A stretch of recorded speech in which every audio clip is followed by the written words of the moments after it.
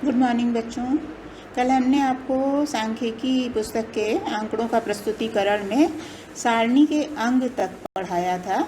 आज हम उसके आगे से आपको चित्र के माध्यम से सारणी के अंग बताने जा रहे हैं। सामने देखिए कि एक चित्र बना हुआ है। यह आपकी पुस्तक में सारणी 4.5 के नाम से है, तो इसको हम कहेंगे सारणी संख्या। लिंग और अवस्थिति के अनुसार श्रमिकों क्या है, शीर्षक है, और गैर श्रमिकों के आधार पे भारत की जनसंख्या।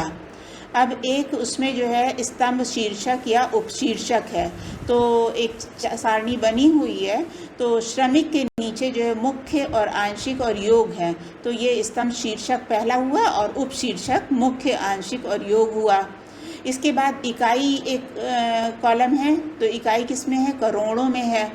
इसके बाद पंक्ति शीर्षक और शीर्ष, पंक्ति शीर्षक में आपका ग्रामीण, शहरी और कुल दिया हुआ है। और इधर योग के इधर देखिए सारणी का मुख्य भाग है, मतलब जो टोटल रिप्रेजेंट कर रहा है वो योग वाला कॉलम है, तो ये मुख्य भाग हो गया। अब स्रोत है भारत की जनगणना 2001 के अनुसार ये आंकड़े इस टेबल में दिए गए हैं, तो ये स्रोत टिप्पणी कहलाती है। फिर आता है पाद टिप्पणी। क्या होता है, संख्याओं को निकटतम करोड़ में पूर्णांकित किया गया है, निकटतम करोड़ में पूर्णांकित करने को ही हम पाद टिप्पणी कहते हैं। इसके आगे आंकड़ों का आलेखीय प्रस्तुतिकरण है।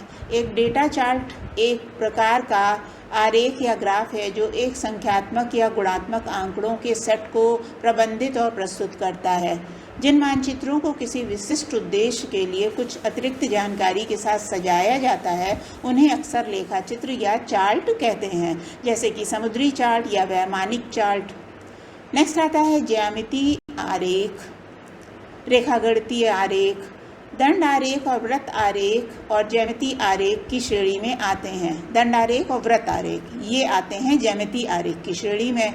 तो दंड आरेख क्या होता है, दंड आरेख अथवा बार चार्ट ये एक प्रमुख एकविमीय आरेख है।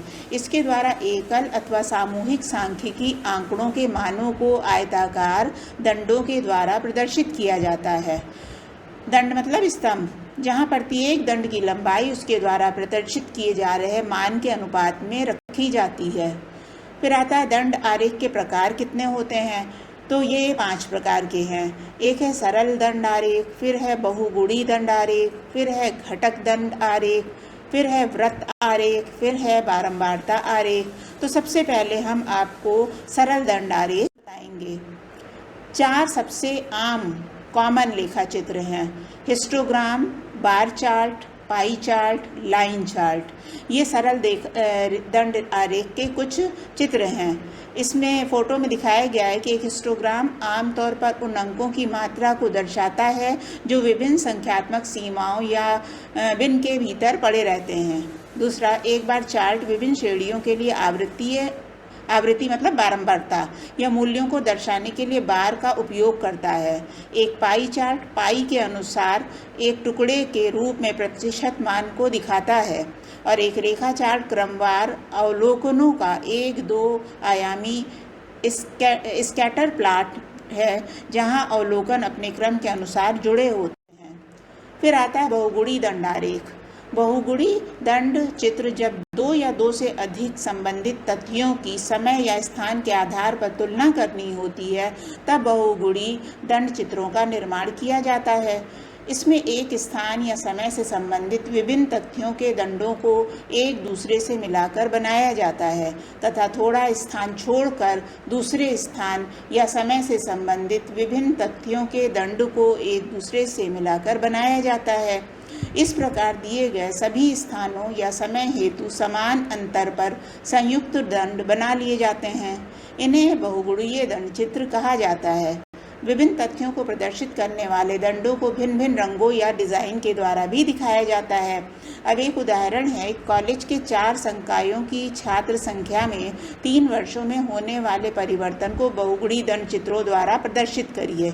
तो संकाय क्या है, कला डिपार्टमेंट है, विज्ञान है, वाणिज्य है, विधि है। तो 2011-12 में कला में 600 थे और 2012-13 में 550 थे और 2013-14 में 500 थे। विज्ञान में 11-12 में 400 थे, 12-13 में 500 थे, 13-14 में 600 थे। इसी तरह वाणिज्य और विधि का भी दिया हुआ है। तो हम जो है, आप बगल में देखिए, उसका साइड में दाहिने हाथ बहुगुणी धन चित्र बनाया है हमने। तो पहले कॉलम 2011-12 में आप देख रही हैं कि 4 स्तंभ बने हुए हैं। पहला बिल्कुल सफ़ेद है, तो सफ़ेद वाला स्तंभ कला को दिखा रहा है, 600 है ना उसमें। और 2011-12 में 2011-12 में विज्ञान कितना है, 400 है। तो काले से विज्ञान को दिखाया गया है ना। काले में मतलब थोड़ा सा जालदार बना लीजिएगा, इसमें चित्र में सही दिख नहीं रहा है, जालीदार है। और वाणिज्य 200 से दिखाया गया, ये प्योर ब्लैक है ना। और जो विधि है वो 150 दिखाया गया है। तो ये आपका जो है साइड में जो बने हुए हैं इसके संकेतांक, उसमें तिरछी लाइनों के द्वारा है। तो इस तरह हमने 2011-12 का प्लॉट किया, फिर 2012-13 का, फिर 2013-14 का। तो इससे स्टडी करने में और निष्कर्ष निकालने में हमें बहुत आसानी होती है। इसी प्रकार के और आरेख हम आगे आपको समझाएंगे। तो आज इतना बढ़ाया है, इसको आप अच्छे से नोट कर लीजिएगा और जो कुछ ना समझ में आए वो अलग से मैसेज करके पूछ लीजिए।